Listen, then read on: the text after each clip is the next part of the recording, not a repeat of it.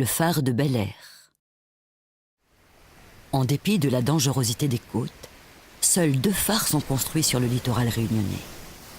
Celui de Sainte-Suzanne en 1846 et 40 ans plus tard, celui de la Pointe des Galets, aujourd'hui disparu.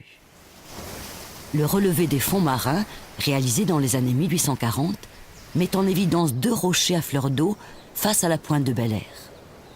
Pour prévenir le danger menaçant les bateaux, on décide d'y installer un phare. Une tour de 20 mètres de haut le surplombe. De style toscan, elle rappelle les colonnes néoclassiques du Muséum d'histoire naturelle de Saint-Denis.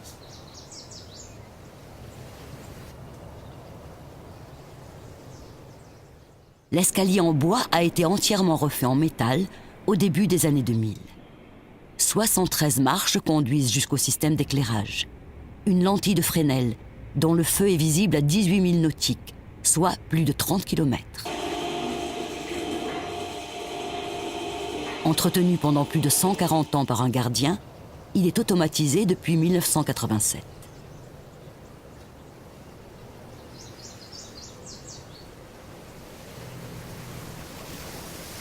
D'une superficie totale de 3400 mètres carrés, le phare comprend à sa base un vaste bâtiment rectangulaire.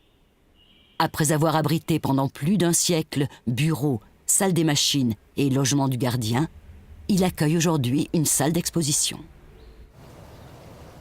Bel-Air est l'un des 34 phares français classés monuments historiques entre 2010 et 2012.